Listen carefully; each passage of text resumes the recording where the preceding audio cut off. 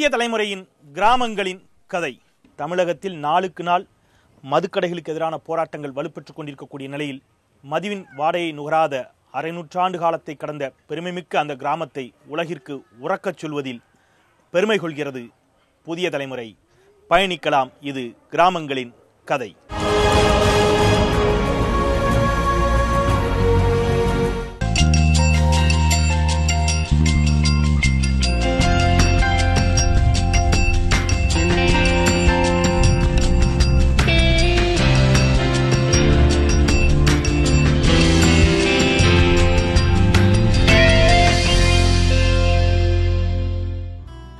சிவகங்கை மாவட்டம் ஆலவிளாம்பட்டி கிராமம்.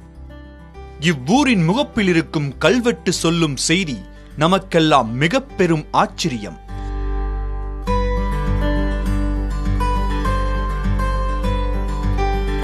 கிட்டத்தட்ட 700 ஆண்டுகளாக தெய்வ சத்தியத்தின்படி இங்கு யாரும் மது அருந்துவதில்லை, வரதட்சணை வாங்குவதுமில்லை, கொடுப்பதுமில்லை.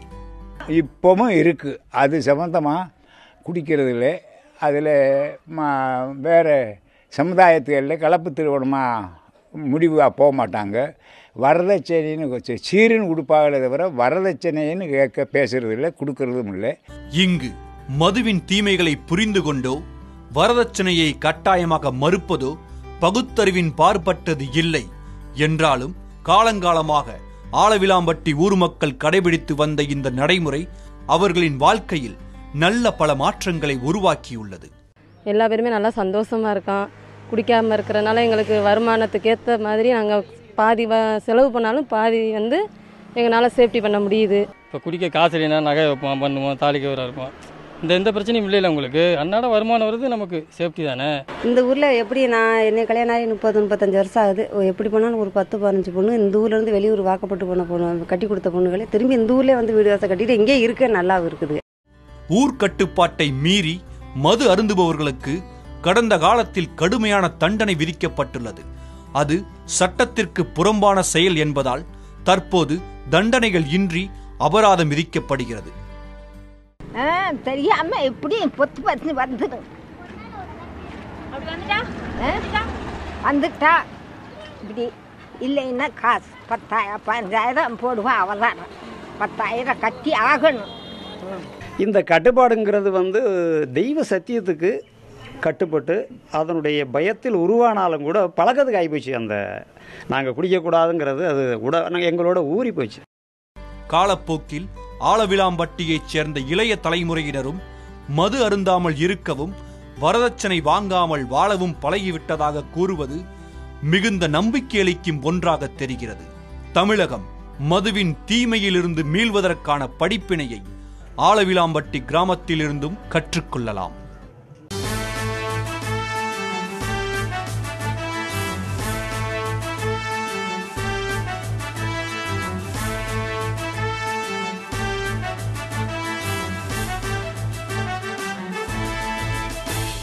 அனைவருக்கும் வணக்கம். முதல்ல ஒட்டுமொத்த தமிழ் சமூகத்தின் சார்பாக உங்களை நீங்களே பாராட்டி உற்சாகமாக ஒரு கரவொலியோடு நம்ம இந்த தொடங்கலாம். இன்னைக்கு இளைய தலைமுறை துக்கமோ சந்தோஷமோ அது மதுவோடு கூடிய ஒரு கொண்டாட்டமாக மாறிப்போன ஒரு சமூகத்தில் இந்த இளைய தலைமுறையையும் மதுவின் வாடை அறியாமல் எப்படி வச்சிருக்க முடியுது உங்களால்? முடியுது. அது எப்படின்னு கேட்டீங்கன்னா, இது இரத்தத்தோடு ஊறி வந்த உணர்வு. மாமிசம் மறந்தாதவர்களிடம் மாமிசம் கொடுத்தால் அவர்கள் அதை தொட முடியாது, அந்த வாடையை ஏற்றுக்கொள்ளவும் முடியாது. தன்னைத்தானே ஒதுக்கி விடுவார்கள். இதற்கு சமமாக நாங்கள் மதுவை பார்க்கிறோம். அந்த வாடையும் அந்த உணர்வும் எங்களுக்கு அந்நிய பொருள். அதை நாங்கள் ஏற்றுக்கொள்வதில்லை. எங்கள் பாரம்பரியமாக அப்படியே வந்துவிட்டோம். எங்களுடைய பிள்ளைகளும் அதைத்தான் செய்கிறார்கள். மது என்பது நமக்கு அப்பாற்பட்ட பொருள், அதை நாம் தொட தேவையில்லை என்பது ஒவ்வாமைக்கு உட்பட்டதாக அந்த பொருளை அவர் நினைக்கிறார்களே தவிர ஒவ்வக்கூடிய பொருளாக நினைக்கவில்லை. ஆகவே அவர்களுக்கு எளிதாகிவிட்டது. என்னைக்காவது ஒன்று அந்த ஆசை கூட வந்தது இல்லையா? கொஞ்சமா அதை டேஸ்ட் பண்ணி தான் பார்ப்போமே மதுவை. இந்த கிராமத்தில் ஒரு 40 வருஷமாக இருக்கேன். இந்த ஊரில் பிறந்திருக்கோம் அப்படின்னு நினைக்கும்போது ஒரு பெருமையான விஷயமா எதிர்கொள்கிறோம். எங்களோட இளைஞர் சமுதாயம் எங்களுக்கு பின்னாடி உள்ளவங்களும் அப்படி தான் சொல்லிக்கிட்டு இருக்கோம். அதனால் அதை நாங்கள் வேறு வழியில் மாற்றுறதுக்கான வாய்ப்புகள் குறைவு. இது எப்படி சாத்தியமாச்சுன்னு நீங்கள் நினைக்கிறீங்க? அது இது குட் பாய்சன் மாதிரியே இந்த பயிர்களுக்கு வீடுகளில் வாங்கியாந்து வச்சுருக்க மருந்துகள் அடிக்க அந்த மாதிரி அந்த மதுவை நாங்கள் எடுத்துக்கிறது. இப்போ இந்த பெரியவங்களுக்கு பயந்து இப்படி இருக்கிறீங்களா, இல்லை உள்ளபடியே நீங்களா விரும்பி இப்படி இருக்கிறீங்களா? இல்லை, உண்மையில் மரியாதையாக இருக்கிறத விட இதை வந்து இந்த பழக்கத்தை செஞ்சால் நம்ம குடும்பம் கெட்டு போயிடும் அப்படின்னு நினச்சிக்கிட்டு சாப்பிட்றதில்ல எதுவுமே. சரி, இப்போ உன் வயசில் இருக்கக்கூடிய பசங்க இருக்காங்கல்ல, அவங்கெல்லாம் இந்த பெரியவங்கெல்லாம் ஊரை விட்டு தள்ளி வச்சுருவாங்க, மொட்டை போட்டு விட்ருவாங்க, பனிஷ் பண்ணிடுவாங்கன்னு பயந்து குடிக்காமல் இருக்கிறாங்களா, அல்லது உள்ளபடியே புரிஞ்சுக்கிட்டு அது வந்து வேண்டாம், நம்ம ஊரினுடைய பெருமைக்கு கேடு, நம்ம உடல் நலத்துக்கு கேடு, மது நாட்டிற்கும் வீட்டிற்கும் உயிருக்கும் கேடுன்னு போட்டிருக்காங்கல்ல, அதெல்லாம் புரிஞ்சுக்கிட்டு இருக்கிறாங்களா இல்லை இந்த பெரியவங்களுக்கு பயந்து இருக்கிறாங்களா? பயந்தெல்லாம் இல்லை, அவங்க புரிஞ்சுட்டு தான் இருக்காங்க. முன்னோர்கள் காலத்துலேருந்தே இன்ன வரையும் பாரம்பரியமாக அது பண்ணிட்டு இருக்கனால அவங்களும் அதை நல்லா புரிஞ்சுக்கிட்டாங்க. புரிஞ்சுட்டு நம்மளும் அப்படி தான் இருக்கணும், அந்த ஊருக்கு கட்டுப்பட்டு இருக்கணும் அப்படின்னு சொல்லிட்டு அவங்களும் அதையே பின்பற்றி வர்றாங்க. யாராவது இப்போ இருக்கிற பசங்க குடிச்சிட்டாங்கன்னு உங்களுக்கு தெரிய வந்தா என்ன பண்ணுவீங்க? என்ன பண்ணுறோம், ஊரில் கூட்டத்தை வச்சு அது அவங்க உள்ள பையன் அந்த வீட்டுக்காரங்க சம்மதிப்பாங்களா? இப்போ ஒருத்தர் வீட்டில் ஒரு பையன் குடிச்சிட்டான்னு தெரிஞ்சிருச்சு, நீங்களாம் சேர்ந்து அவர் சொன்ன மாதிரி மொட்டை அடிக்கிறீங்க, அவரை தண்டிக்கிறீங்கன்னு வைங்க, அந்த வீட்டில் இருக்கிற அப்பா அம்மா அதுக்கு விட்டுருவாங்களா? அதெல்லாம் அவங்க கண்டிக்க மாட்டாங்க, அவங்க ஊரில் கண்டிக்கட்டும்னு விட்டுருவாங்க. அவங்க அதில் தலையிட மாட்டாங்க, ஊர் கட்டுப்படுறாங்களா? சரி, ஒருவேளை அவங்களும் தலையிட்டா என்ன பண்ணுவீங்க? தலையிட மாட்டாங்க. ஒருவேளை தலையிட்டா தலையிட மாட்டாங்க, அதுல உறுதியா இருக்கிறாங்க பாட்டி. தலையிட மாட்டாங்க, அந்த அளவுக்கு ஊர் கட்டுப்பாடா இருக்குது.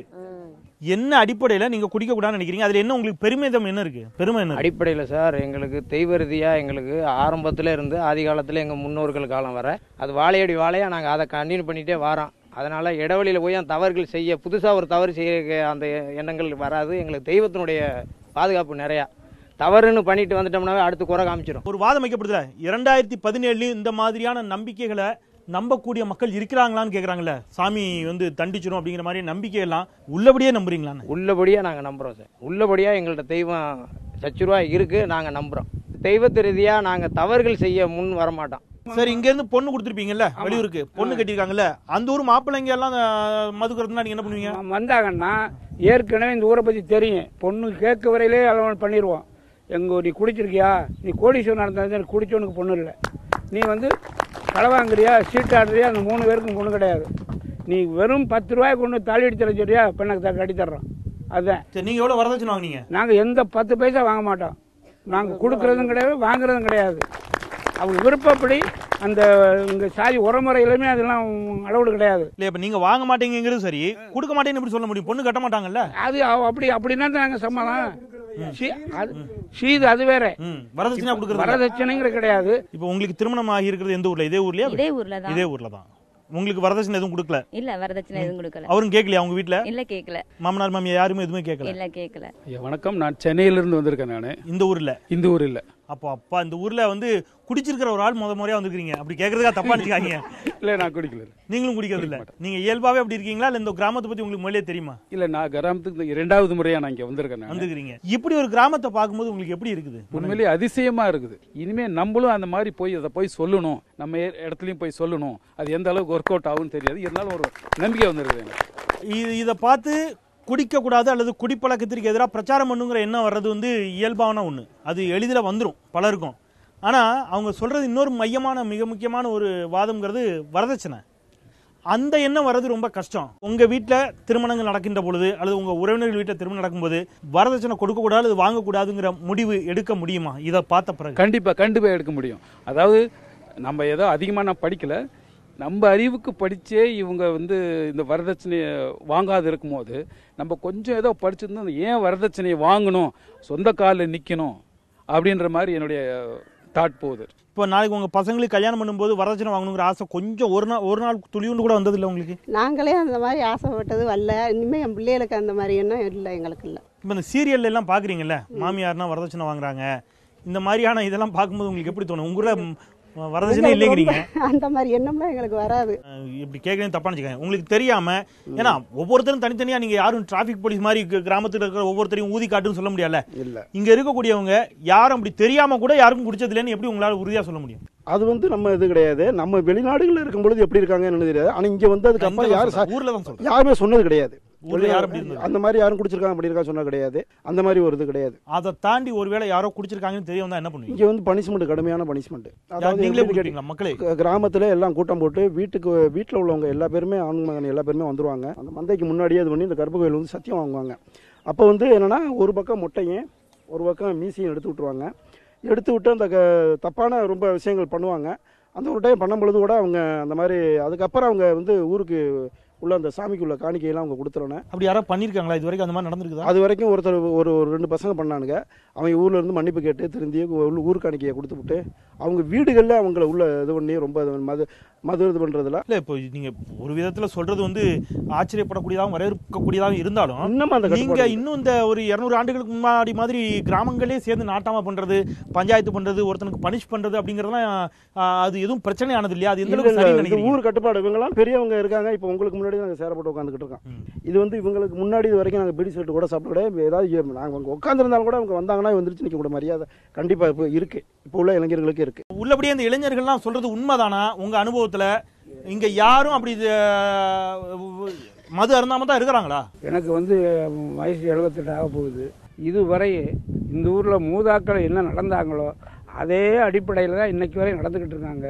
இப்போ 4 பேர் பையங்க, சின்ன பையங்க தெரியாமல் தவறு பண்ணிட்டாலும் என்னப்பா அப்படி பண்ணேன்னு ரோட்டில் கேட்டாலுமே அப்போவே அவங்க வந்து நான் பண்ண தப்பு ஏற்றுக்குன்னு சொல்லி கட்டுப்பாடெலாம் இன்றைக்கி வந்துக்கிட்டு இருக்காங்களே தவிர அது வந்து ஆண்கள் பெண்கள் இப்போ பெண்கள் வந்து பிள்ளைலாம் இருக்குது இளம் பிள்ளைய. நாங்கள் எங்கள் மாநாளுக்கு வந்துட்டோம்னா திண்ணையில் இருந்தாலுமே இறங்கிருங்க. அந்த மரியாதை இன்றைக்கும் இருக்குது, இளவட்டங்களுக்கு இருக்குது. அதில் ஒரு நூல் கூட தப்பான விஷயங்கள் இல்லை.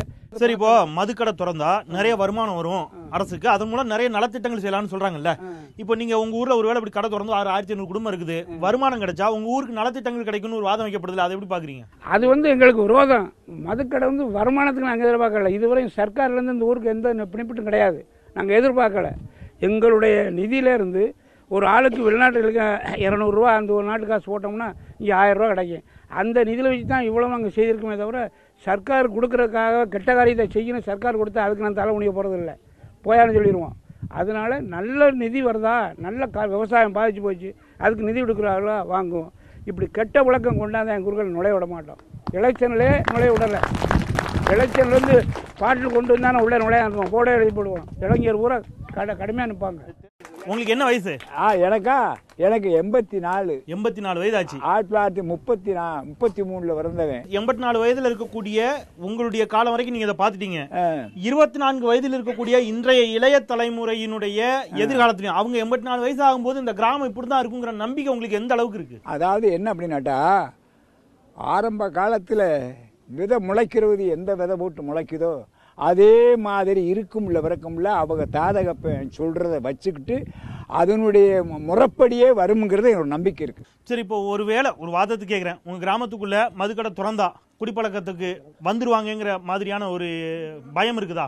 அதை எந்த காரணத்தை கொண்டு அவங்க கவர்மெண்ட் வந்து எங்க ஊர்ல வந்து கடை திறக்கணும்னா அதை எல்லா கிராம மக்களும் எல்லாருமே சேர்ந்து இந்த கிராமத்துல இருந்து நிராகரிச்சு அதை வரவிட மாட்டோம் இல்லையே, அதை ஏத்துக்கிற மாட்டோம், துறக்க விட மாட்டீங்க, ஏத்துக்கிற மாட்டோம். அது எத்தனை கோடி ரூபா தந்தாலும் நாங்கள் ஏத்துக்கிற மாட்டோம். உங்க கிராமத்துல பக்கத்துல எங்க டாஸ்மாக் இருக்கு? எத்தனை கிலோமீட்டர்ல இருக்கு? இதுல வந்து இங்கிட்டு 5 கிலோமீட்டருக்கு அங்கிட்டு இருக்கு, இங்கே 4 கிலோமீட்டருக்கு இங்கிட்டு இருக்கு.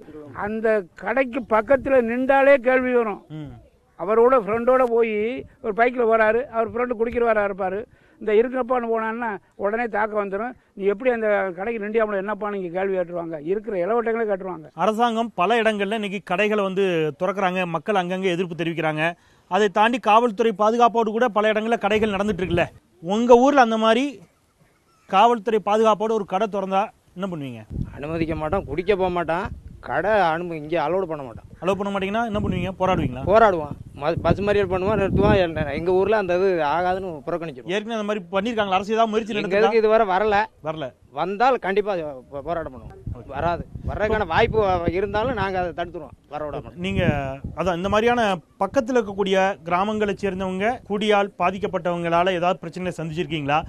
அல்லது அந்த மக்கள் அந்த மாதிரியான குடிப்பழக்கத்திற்கு அடிமையாகி இருக்கக்கூடிய ஆண்களை இழந்து அந்த மாதிரி உங்களுடைய ஃப்ரெண்ட்ஸு அல்லது பக்கத்து கிராமங்களில் இருக்கக்கூடிய ஏதாவது பிரச்சனைகளை பார்த்துருக்கீங்களா? வீரப்பட்டி நான் பிறந்த கீழப்பூடி பக்கம், வாக்கப்பட்டு வந்தது ஆலவலாம்பட்டி. நீங்கள் வெளியூர்? வெளியூர். ஓகே. மாமம்மூடு, நான் வாக்கப்பட்டு வந்தது மாமம்மூடு. உங்க மாமா பையனா? மாமா பையன் வாக்கப்பட்டு வந்திருக்கேன். எங்கள் அப்பா வீட்டில் வந்து எங்கள் சித்தப்பாவும் அப்பாவும் அண்ணன் தம்பி 2 பேர். எங்கள் அப்பா வந்து தண்ணி சாப்பிட மாட்டாங்க, எங்கள் சித்தப்பா தண்ணி சாப்பிடுவாங்க. எங்கள் அப்பாவுக்கு இப்போ 70 வயசு, எங்கள் அப்பா நல்லா இருக்காங்க.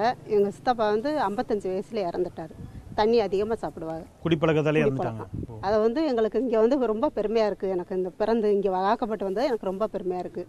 எங்கள் ஊரில் பொண்ணு எடுக்கிறதுனா எங்கள் உறமுறையிலிருந்து எல்லா ஊர்லேயும் விரும்புகிறாங்க.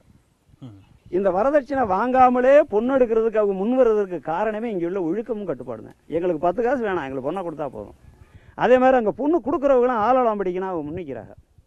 அந்த பொண்ணை கொடுக்கறதுக்கு அவங்க தயார் நிலையில் இருக்காங்க. இது சமுதாயத்தில் இருக்கக்கூடிய அங்கீகாரம். உங்கள் கிராமத்தினுடைய தேவைகள் எதிர்பார்ப்புகள் என்ன நீங்கள் நினைக்கிறீங்க? எங்களுக்கு தண்ணி பிரச்சனை கொஞ்சம் இதாக இருக்குது சார். தண்ணி பற்றாக்குறை இது சார். அது காவேரி தண்ணி வாங்கி தர்ற மாதிரிக்கே பார்க்கணும் சார். காலேஜுக்கும் போகிறதுக்கு எங்கள் பிள்ளைய வந்து அதிகமாக படிக்காத காரணமே பஸ்ஸுனால தான் சார். காலேஜுக்கு இருக்கிறவங்க கொஞ்சம் வசதியாக இருக்கவங்க ஒண்டி காலேஜில் விடுறாங்க, பஸ்ஸை பிடிச்சி போகுதுங்க. ஒரு பஸ்ஸு தான் சார். அந்த பஸ்ஸை விட்டாச்சுன்னா அப்புறம் பணம் கொடுத்துதான் பஸ்ஸுக்கு போகணும். அதனால காலேஜ் படிக்கிறதுக்கும் தான் இருக்குது. இனிமேல் வர்ற பிள்ளைய வந்து காலேஜ் படித்து நல்லா டாக்டர் ஆகணும், இன்ஜினியர் ஆகணும் அப்படிலாம் எனக்கெலாம் ஆசை இருக்குது சார். பிள்ளைகளை படிக்க வைக்கணும். என் பையன் +2 முடிச்சிருக்காப்புல, இப்போ காலேஜ் படிக்கணும். எனக்கே நான் யோசிக்கிறேன் சார். பஸ் இல்லையே, போக வர எத்தனை மணிக்கு போகிறேன் வர்றேன்னு தெரியாதே, எங்கே சேர்க்குறது, தங்கி ஹாஸ்டலில் சேர்க்குறதா, வீட்டுக்கு வந்து போகிறதா அப்படின்னு யோசிக்கக்கூடிய விஷயமா இருக்குது சார். ஸ்கூல் வேணும் சார். இங்கேருந்து 1 கிலோமீட்டர் தள்ளி போகுதுங்க பசங்க. இங்கேருந்து 8:30 இருக்குது பக்கத்தில். இங்கேருந்து 5th முடிச்சோன்னே 6th 7th 8:30 அங்கே போகுதுங்க. இங்கே 1 கிலோமீட்டர் நடந்து போகணும். இங்கே போனால் ஒரு 2 கிலோமீட்டர் 3 கிலோமீட்டர் தள்ளி போகணும். பசங்க ரொம்ப சிரமமாக இருக்குது. டாஸ்மாக் வேண்டாம், பள்ளிக்கூடம் வேண்டும் என்று கேட்கிறார்கள். மீண்டும் உறக்கச் சொல்கிறது புதிய தலைமுறை. ஏற்கனவே ஒரு கேள்வி முன்வைக்கப்பட்டது. அரசாங்கம் டாஸ்மாக் கடையை இங்கு கட்டாயமாக திறந்தால் என்ன செய்வீர்கள் என்ற ஒரு கேள்வி. பலரும் பல கருத்தை சொன்னார்கள். என்னுடைய கருத்தை பதிவு செய்ய நான் விரும்புகிறேன். போனியாகாத ஒரு ஊரில் ஒரு கடையை நிச்சயம் திறக்க மாட்டார்கள். அவர்கள் இங்கு திறக்க வேண்டும் என்ற கொள்கைக்கு இங்கே முடிவுக்கு வருவதற்கு வாய்ப்பே இல்லை. அதை செய்யவே மாட்டார்கள். அது சவால்கள் நாங்கள் சந்தித்தது என்ற ஒரு கேள்வி ஒரு முக்கியமான கேள்வி. சில வருடங்களுக்கு முன்பு கலாச்சார மாற்றங்கள், தலைமுறை மாற்றங்கள், வாழ்வியல் சூழல் மாற்றங்கள் என்றால் வெளிநாட்டிலெல்லாம் வாழ்ந்துகிட்டு இருக்காங்க. கொஞ்சம் நெருக்கடி எங்களுக்கு ஏற்பட்டது. சில தவறுகளும் நடந்தது. அப்பொழுது துவங்கப்பட்டதான் அந்த பனிஷ்மெண்ட் எல்லாம், அறமட்டை, அபராதம், இது மாதிரியான பனிஷ்மெண்ட்டுகள் நிறைய. ஆனால் இப்போ எங்களுக்கு கொஞ்சம் நிம்மதி கிடைச்சிருக்கு. இப்போ அவங்களே நல்ல லெவலுக்கு வந்துட்டாங்க. நாங்கள் நிம்மதி அடைகிறோம். நீங்கள் ஏற்கனவே கேட்ட கேள்வி, எதிர்கால தலைமுறை நிற்குமா? நிச்சயம் நிற்கும். அத்தனை பேரினுடைய நம்பிக்கைகளும் அரை நூற்றாண்டுகளை மட்டுமல்ல, இன்னும் வரக்கூடிய பல்லாயிரம் ஆண்டுகளையும் கடந்து நீடிக்க வேண்டும். ஆலவிளாம்பட்டி ஒட்டுமொத்த தமிழ் சமூகத்திற்கும் ஒரு முன்னுதாரணமாக மாற வேண்டும். வரக்கூடிய காலங்கள் அனைத்திலும் மதுவின் வாடை முற்றிலும் இல்லாத, வரதட்சணை என்ற வார்த்தைகளே அறியாத ஒரு தலைமுறைகளாக வரக்கூடிய தலைமுறைகளும் நிச்சயம் இருக்கும் என்ற நம்பிக்கை இங்கு இருக்கக்கூடிய ஒவ்வொருவர்களின் வார்த்தைகளில் வெளிப்பட்டது. உறக்கச் சொன்னதில் பெருமை கொள்கிறது புதிய தலைமுறை. மற்றொரு கிராமங்களின் கதை நிகழ்ச்சியில் மீண்டும் உங்களை சந்திக்கின்றேன். நன்றி, வணக்கம்.